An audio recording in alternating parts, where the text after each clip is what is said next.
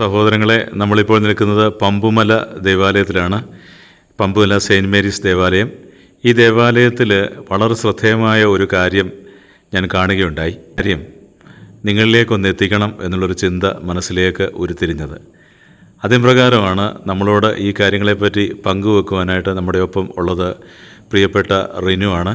പ്രിയപ്പെട്ട റിനു നമ്മുടെ ദേവാലയത്തെ സംബന്ധിച്ചുള്ള ഒരു അവിഭാജ്യ ഘടകമാണ്. ദേവാലയത്തിൻ്റെയും സഭാസംബന്ധമായ കാര്യങ്ങളിലുമൊക്കെയും ഏറെ താല്പര്യം പുലർത്തുന്ന ഒരു യുവാവ്. അദ്ദേഹത്തോട് നമുക്ക് ഈ കാര്യങ്ങളെപ്പറ്റി ചോദിച്ചറിയാം. അദ്ദേഹത്തിൻ്റെ അറിവുകൾ പ്രയോജനപ്രദമാകും എന്ന് വിശ്വസിക്കുകയാണ്. പ്രിയപ്പെട്ട റിനു, ഈ കാണുന്നത് വളരെ മനോഹരമായിട്ടുള്ള ഒരു കാര്യമാണ്. യൂണിവേഴ്സൽ റെക്കോർഡ് ഫോറം എന്ന പേരിൽ ഗിന്നസ് റെക്കോർഡിലേക്ക് ഒരു ദേവാലയം കടന്നു വരികയാണ്. ഒരുപക്ഷെ സഭയിലെ ആദ്യത്തെ ഒരു ദേവാലയമായോ ഇതില്ലേ? സഭയിലെ ഒരു ആദ്യത്തെ ദേവാലയമാണിത്. ഇത് എന്താണ് ഈ ഗിന്നസ് ബുക്കിലേക്ക് കടന്നു വരാനായിട്ട് ഇടയായ കാരണം? എന്തൊക്കെയാണ് അതിൻ്റെ പ്രത്യേകത? 2021 ലോകത്തിലുള്ള എല്ലാ മനുഷ്യരും കോവിഡ് എന്ന് പറയുന്ന ആ വലിയ മഹാമാരിയിൽ വളരെയധികം ബുദ്ധിമുട്ടി വിഷമിച്ചിരിക്കുന്ന അവസരത്തിലാണ് നമ്മുടെ പള്ളിയുടെ 90 വർഷം പൂർത്തിയാകുന്നതും നവതി ആഘോഷങ്ങളുമായിട്ട് ബന്ധപ്പെട്ടിട്ടുള്ള കാര്യങ്ങളെപ്പറ്റി നമ്മൾ ചിന്തിക്കുന്നത്. അപ്പോൾ കോവിഡ് എന്ന് പറയുന്ന മഹാമാരിയിൽ ലോകം മുഴുവനും ഇങ്ങനെ വളരെ ഞെട്ടി നിൽക്കുന്ന ഒരു സമയത്താണ് നമ്മുടെ മനസ്സിലേക്ക് ഒരു ആഗ്രഹം വരികയാണ്.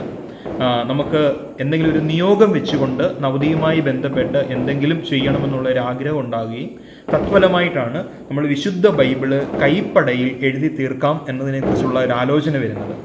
ഒരു ബൃഹത്തായ ബുക്കായിട്ട് തോന്നുന്നു. അതെ, അപ്പോൾ അതുകൊണ്ടാണ് ചോദിക്കുന്നത് ഇത്രയും വലുതാകാൻ കാരണം എന്താണ്? അതെ അച്ഛാ, അപ്പോൾ അങ്ങനെ വന്നപ്പോഴാണ് നമ്മൾ വിചാരിച്ചത് എന്തെങ്കിലും ഒരു വ്യത്യസ്തത വേണം എന്നതിനെക്കുറിച്ച് ആലോചിച്ചു. അപ്പോൾ നമ്മൾ നെറ്റിലും ഗൂഗിളിലും ഒക്കെ സെർച്ച് ചെയ്തപ്പോൾ ബൈബിള് കൈപ്പടയിൽ എഴുതി തീർത്ത ഒരുപാട് ആളുകളുണ്ട്. പക്ഷേ നമ്മളതിൽ നിന്നും വ്യത്യസ്തമായിട്ട് ഈ നമ്മുടെ POC ബൈബിൾ കൈപ്പടയിൽ 7 ലാംഗ്വേജിലായിട്ടാണ് എഴുതി തീർത്തിരിക്കുന്നത്. 7 ലാംഗ്വേജ്? അതെ, 7 ലാംഗ്വേജുകളാണ്. 7 ലാംഗ്വേജുകൾ എന്തൊക്കെയാണ്? ഇതിലേക്കാണ് English, Malayalam, Hindi, Tamil, German, Greek and Latin. അങ്ങനെ ഇത്രയും ലാംഗ്വേജിൽ. അതെ അതെ. അത് എഴുതിയവരെ കൂടെ ഒന്ന് മെൻഷൻ ചെയ്യാമോ? തീർച്ചയായിട്ടും അച്ഛാ. ഇതായത് നമ്മുടെ വിശുദ്ധ ബൈബിളിൽ ഏറ്റവും അവസാനമായിട്ട് ഏതൊക്കെ ഭാഗങ്ങളാണ് ആരൊക്കെയാണ് എഴുതിയേക്കുന്നുള്ളത് ഈ ബൈബിളിനകത്ത് വളരെ വ്യക്തമായിട്ട് എഴുതിയിട്ടുണ്ട്. നമ്മുടെ ഇടവകയിൽ 47 കുടുംബങ്ങളാണുള്ളത്. ആ 47 കുടുംബത്തിലും നിന്നും ഉള്ള ഓരോരുത്തരുടെ കൈപ്പടകൾ ഈ ബൈബിളിലുണ്ട് എന്നുള്ളതാണ് അതിമനോഹരമായ കാര്യം. ഈ ബൈബിൾ എഴുതാൻ തുടങ്ങുക എന്ന് പറയുന്നത് നമ്മൾ നോർമൽ കേസിൽ നമുക്കത് എഴുതി തീർക്കാന്ന് പറഞ്ഞാൽ വളരെ ബുദ്ധിമുട്ടാണ്. കാരണം ഇത് എഴുതാൻ തുടങ്ങുമ്പോഴേ നമുക്ക് ഒരുപാട് തടസ്സങ്ങളും ബുദ്ധിമുട്ടുകളും ഒക്കെ ഉണ്ടാവും. പക്ഷേ നമ്മൾ നിയോഗം വെച്ച് ഉപവാസം എടുത്ത് പ്രാർത്ഥിച്ചുകൊണ്ട് എഴുതാൻ ശ്രമിച്ചെങ്കിൽ മാത്രമേ നമ്മൾ എഴുതുവാൻ നമ്മൾ ആഗ്രഹിക്കുന്നുവോ അത് എഴുതി നമുക്ക് പൂർത്തീകരിക്കാനായിട്ട് സാധിക്കുകയുള്ളൂ. കോവിഡ് കാലഘട്ടമായിരുന്നു, എല്ലാവരും വിഷമത്തിൻ്റെ പ്രതിസന്ധിയിലായിരുന്നു. ആ സമയത്ത് നമ്മൾ നിയോഗം വെച്ചുകൊണ്ട് പ്രാർത്ഥിച്ച് ഉപവാസമെടുത്ത് നൊയമ്പെടുത്ത് ഓരോ ആഗ്രഹങ്ങൾ വെച്ചുകൊണ്ടാണ് ഈ 47 കുടുംബങ്ങളും ഈ ബൈബിൾ എഴുതാൻ വേണ്ടിയിട്ട് തയ്യാറായി മുമ്പോട്ട് വന്നത്. തീർച്ചയായും എനിക്ക് തോന്നുന്നു എല്ലാവരുടെയും അവരെന്ത് നിയോഗമാണോ വെച്ചത് അതവർക്ക് സബലീകരിക്കുകയും ഉണ്ടായി. അത് വലിയൊരു സാക്ഷ്യമായി തന്നെ ആ സമയത്ത് ഇവിടെ പറയുകയും ചെയ്തിട്ടുണ്ട്. അപ്പോൾ അങ്ങനെ വളരെ മനോഹരമായിട്ട് ഈ ഇടവകയിലുള്ള ആളുകൾ ഒന്നിച്ചു ചേർന്ന് 7 ലാംഗ്വേജിലായിട്ട് നമ്മൾ POC ബൈബിൾ എഴുതി. അങ്ങനെ URF വേൾഡ് ഗിന്നസ് റെക്കോർഡിന് വേണ്ടിയിട്ട് നമ്മളിത് അപ്ലൈ ചെയ്തു.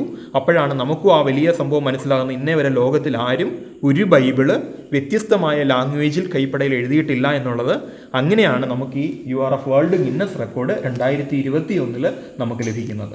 ഈ ഗിന്നസ് റെക്കോർഡ് കിട്ടാൻ വേണ്ടി ഇതിൻ്റെ പ്രോസസ്സുകൾ എന്തൊക്കെയാണെന്നൊക്കെ? ഇതിൻ്റെ പ്രോസസ്സ് വളരെ വലിയ പ്രോസസ്സാണ്. അതായത് നമ്മളിത് എഴുതാൻ തുടങ്ങുമ്പോൾ തന്നെ നമ്മൾ അവരോട് രജിസ്റ്റർ ചെയ്ത് കഴിയുന്ന ഉടനെ അവർ നമുക്ക് തരുന്ന കുറേ റൂൾസ് ആൻഡ് റെഗുലേഷൻസ് ഉണ്ട്. അതായത് നമ്മൾ ഉപയോഗിക്കുന്ന പേപ്പറുകൾ എല്ലാം ഒരേ പേപ്പർ ആയിരിക്കണം. ഇതെങ്ങോട്ട് എനിക്ക് തോന്നുന്നു ഏകദേശം 2000 മുകളിൽ പേപ്പറുകളുണ്ട്. അപ്പോൾ ഇതെല്ലാം ഒരേ കമ്പനിയുടെ പേപ്പർ ആയിരിക്കണം, ഒരേ കളർ ആയിരിക്കണം, ഒരേ GSM ആയിരിക്കണം. ഉപയോഗിക്കുന്ന പെന്നുകൾ എല്ലാം ഒരേപോലെ ആയിരിക്കണം. പിന്നെ ഇതിന് കൃത്യമായിട്ട് കുറച്ച് ഇൻസ്ട്രക്ഷൻസ് ഉണ്ട്. കാരണം നമ്മളൊരു പേപ്പർ എടുക്കുമ്പോൾ അതിൻ്റെ ആദ്യത്തെ ലൈൻ എത്ര സ്പേസ് വിട്ടിട്ട് വേണം എഴുതാൻ, പാരഗ്രാഫ് എത്ര ലൈൻ വിട്ടിട്ട് വേണം എഴുതാൻ, ഇതെല്ലാം കൃത്യമായിട്ട് നമുക്കവർ ഇൻസ്ട്രക്ഷൻ തരും. ആ ഇൻസ്ട്രക്ഷൻ ചെയ്ത് നമ്മൾ എഴുതുന്ന ഉടനെ ഓരോ വ്യക്തികളും വിവിധ ഭവനങ്ങളിലാണ് ഇത് എഴുതപ്പെടുന്നത്.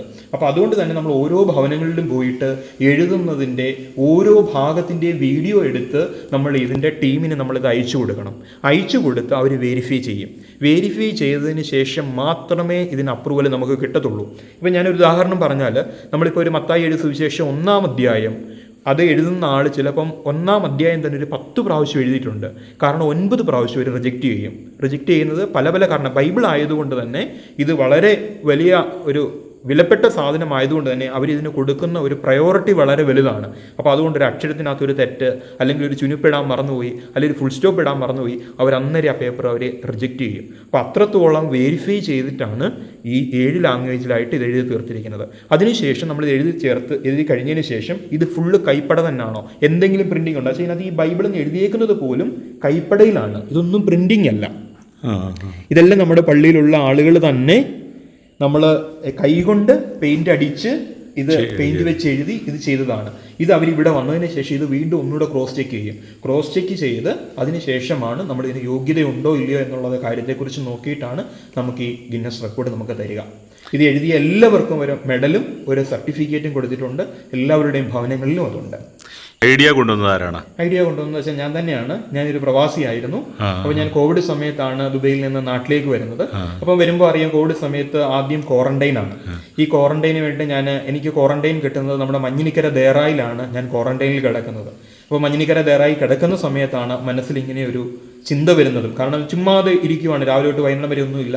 രാവിലെ ദേറായിലെ മണിയടിയും പ്രാർത്ഥനയും ഒക്കെ ക്വാറന്റൈനിൽ ഇരുന്നുകൊണ്ട് കേട്ടിട്ട് എങ്ങനെ ചുമ്മാ നമുക്ക് പുറത്തിറങ്ങാൻ പറ്റത്തില്ല. അപ്പോൾ ഇങ്ങനെ ഇരിക്കുന്ന അവസരത്തിലാണ് നവതി അടുത്ത് വന്നു. പള്ളിയുടെ പണികളൊക്കെ റിനോവേഷൻ ഗംഭീരമായിട്ട് നടക്കുന്നു, ഡേറ്റ് ഫിക്സായി. അപ്പോൾ ഇനി എന്ത് നമുക്കൊരു വ്യത്യസ്തമായിട്ട് ചെയ്യാൻ പറ്റും എന്നുള്ളതിനെക്കുറിച്ച് ആഗ്രഹിച്ചു, അതിനെക്കുറിച്ച് ചിന്തിച്ചു, പ്രാർത്ഥിച്ചു. അപ്പോൾ മനസ്സിൽ വന്ന ഒരു നിയോഗമാണ് ഇങ്ങനെ നമുക്ക് വ്യത്യസ്തമായിട്ടൊരു ബൈബിൾ എഴുതാമെന്നുള്ളത്. അങ്ങനെ ഇത് ആ സമയത്ത് വികാരിയച്ഛനായിരുന്നു. അന്ന് ബദേൽ ദാനിയേലച്ചനായിരുന്നു വികാരിയായിട്ട്. അച്ഛനാണ് ഇതിന്റെ ഗ്രീക്ക് വേർഷൻ എഴുതിയല്ലേ? അച്ഛനൊരു വലിയ സ്കോളറാണ്. നമ്മുടെ മലങ്കര സഭയിൽ അറിയപ്പെടുന്ന ഒരു പണ്ഡിതനായ അച്ഛനാണ്. അച്ഛൻ ഇപ്പോൾ ഡോക്ടറേറ്റ് ചെയ്തുകൊണ്ടിരിക്കുകയാണ് കേരള യൂണിവേഴ്സിറ്റിയിൽ. ബാക്കിയുള്ളവരുടെ പേരുകളിലൂടെ ഒന്ന് മെൻഷൻ ചെയ്യാൻ പറ്റും? തീർച്ചയായിട്ടും. പക്ഷേ മലയാളം എന്ന് പറയുന്ന ലാംഗ്വേജ് പിന്നെ ഏകദേശം എല്ലാവർക്കും അറിയാമായിരുന്നു. ഹിന്ദി നമ്മുടെ ദേവാലയത്തിൽ തന്നെ കേരളത്തിന് പുറത്ത് ജോലി ചെയ്യുന്നതായിട്ടുള്ള കുട്ടികൾ ഉൾപ്പെടെയുള്ള ആളുകളുണ്ട്. അവിടെ ജനിച്ച് വളർന്ന് വന്നവരുണ്ടായിരുന്നു, അവരാണ് എഴുതിയത്. തമിഴ് നമ്മുടെ ദേവാലയത്തിൽ തന്നെ ഒരു തമിഴ്നാട്ടിൽ നിന്ന് വന്ന് ഇവിടെ സെറ്റിലായ ഒരു ഫാമിലി ഉണ്ട്, അവർ തമിഴ് എഴുതിയത്. ജർമ്മനി എഴുതിയത് നമ്മുടെ പള്ളിയിൽ തന്നെയുള്ള ഒരു കുട്ടി ജർമ്മനിയിൽ MBBS മെഡിസിന് പഠിക്കുകയാണ്. അപ്പോൾ ആ കുട്ടിയാണ് ജർമ്മൻ എഴുതിയത്. പിന്നെ ഗ്രീക്ക് എഴുതിയത് നമ്മുടെ സോഫിയ സിസ്റ്ററാണ്. സിസ്റ്റർ ഇവിടെ ശുശ്രൂഷ ചെയ്യായിരുന്നു. ലാറ്റിൻ എഴുതിയത് നമ്മുടെ ബദേലച്ചനാണ്. ഇത് വലിയൊരു അപ്രീഷിയേഷൻ കിട്ടിയ ഒരു കാര്യമല്ലേ? അതെ അതെ. ഒരുപാട് പേര് അത് ഇത് ചെയ്യുന്നുണ്ടല്ലേ? അതെ അതെ അതെ. ഇന്നത്തെ മനോരമ, മാതൃഭൂമി, ദീപിക തുടങ്ങിയ എല്ലാ പത്രങ്ങളും അത് ഇത് കവർ ചെയ്തല്ലേ? അതൊരു വലിയ നമ്മൾ പള്ളിയെ സംബന്ധിച്ചിടത്തോളം, പള്ളിയുടെ എന്നല്ല നമ്മുടെ സഭയുടെ ചരിത്രത്തെ സംബന്ധിച്ചിടത്തോളം തന്നെ ഒരു വലിയ നിർണായക നാഴികക്കല്ലായിട്ട് മാറുന്നൊരു കാര്യമാണ്.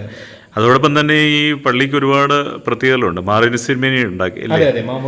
മാറിവാനിയോസ് പിതാവാണ് ഇവിടെ സ്ഥാപിച്ച ദേവാലയമാണ് നമ്മുടെ പമ്പോല പള്ളി എന്ന് പറയുന്നത്.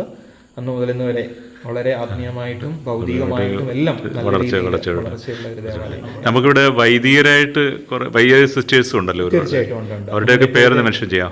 പത്തനംതിട്ട രൂപതയുടെ വികാരി ജനറൽ ആയിരിക്കുന്ന വർഗീസ് കാലായിലച്ചൻ ഇടവാംഗമാണ്.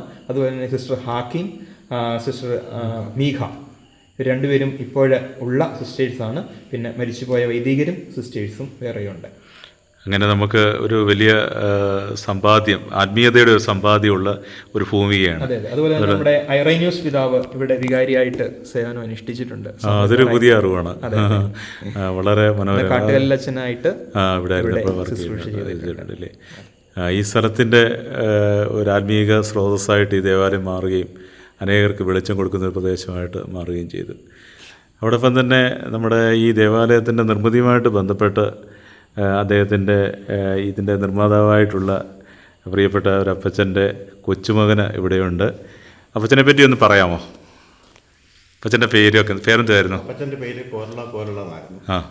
അപ്പച്ചൻ്റെ പിന്നെ വസ്തു കൊടുത്തത് അപ്പച്ചനെ വസ്തു പള്ളിയുടെ ഇതിനു വേണ്ടി കൊടുത്ത്. പിന്നെ അപ്പച്ചനായിരുന്നു അന്നത്തെ ട്രസ്റ്റ്. ഈ പള്ളിയുടെ ട്രസ്റ്റ് ആയിരുന്നല്ലേ? 50 വർഷത്തോളം പുള്ളിയായിരുന്നു ട്രസ്റ്റ് ചെയ്യാൻ പള്ളിയുടെ. അപ്പോൾ അവർ ഓർത്തഡോക്സിൽ നിന്ന് ചേർന്നതല്ലേ? അവർ ഓർത്തഡോക്സിൽ ചേർന്ന് കാലായിലച്ചൻ്റെ ബന്ധുവല്ലേ? നമ്മുടെ മോൺസിഞ്ഞോറായിരിക്കുന്ന കാലായിലച്ചൻ്റെ ബന്ധുവാണല്ലേ? അങ്ങനെ ഈ ദേവാലയത്തിന് വലിയ സേവനങ്ങൾ ചെയ്തിട്ടുള്ള സൗരങ്ങളുടെ ഒരു കൂട്ടായ്മയാണ് ഇവിടെ ഉള്ളത്. അതോടൊപ്പം തന്നെ നമ്മുടെ ഈ ഇതിൻ്റെ കാര്യങ്ങൾ മനോരമ പേപ്പറിൽ വന്ന ആ ആ ആ അന്നത്തെ അതിൻ്റെ കോപ്പിയാണ് ആ ഓക്കെ ചെയ്തിരിക്കുന്നത്. ആ അത് പലതിൻ്റെ ഉണ്ടല്ലേ? അല്ല, ഈ കോവിഡിൻ്റെ സമയത്ത് ഇങ്ങനൊരു ആശയം വന്നത് അത് തിരിച്ചും ദൈവികമായിട്ടൊരു ആശയമാണ്. തീർച്ചയായിട്ടും കർത്താവ് തന്നാൽ എല്ലാവരും ആ സമയത്ത് ഒരുപാട് ഫുഡ് ഉണ്ടാക്കാൻ, പുതിയ ഫുഡുകൾ ഉണ്ടാക്കാൻ, പുതിയ പുതിയ കണ്ടുപിടുത്തങ്ങൾ ഉണ്ടാകാനായിട്ട്, അതുപോലെ തന്നെ വേറെ ഏതെല്ലാം കാര്യങ്ങൾ ഉപയോഗിക്കാം, അങ്ങനെയൊക്കെയുള്ള കാര്യങ്ങളെ പറ്റി ചിന്തിച്ചപ്പോൾ ആത്മീയമായ ഒരു തലത്തിലേക്ക് ഈ ദേവാലയത്തിൻ്റെ കൂട്ടായ്മ ഒരുമിച്ച് കൊണ്ടുവരികയും ആത്മീയമായ ഒരു വളർച്ചയ്ക്ക് വേണ്ടി ഒരുക്കുകയും ചെയ്തു. അതൊരു വലിയ അച്ചീവ്മെൻ്റാണ്. പ്രിയപ്പെട്ട റീനുവിനെ പ്രത്യേകമായിട്ട് കാണാനായതിലും പരിചയപ്പെടാനായതിലും ഈ ദേവാലയത്തിൻ്റെ ഈ വലിയൊരു നന്മയിൽ അങ്ങയുടെ ആ വലിയ സാന്നിധ്യം അത് എടുത്ത് അറിയുവാനായിട്ടും ഇടയായതിന് പരമകാരുണ്യനായ ദൈവത്തിന് നന്ദി പറഞ്ഞ് ദൈവത്തെ സ്തുതിക്കുന്നു. Thank you. എനിക്ക് ഇനി ആരെങ്കിലും ഇതേപോലെ ബൈബിള് മലയാളം എന്ന് പറയുന്ന ഒറ്റ ഭാഷയിലാണെങ്കിൽ പോലും എഴുതാൻ ആരെങ്കിലും ആഗ്രഹിക്കുന്നുണ്ടെങ്കിൽ എനിക്ക് പറയാനുള്ളത് ഒന്നേ മാത്രമേ ഉള്ളൂ.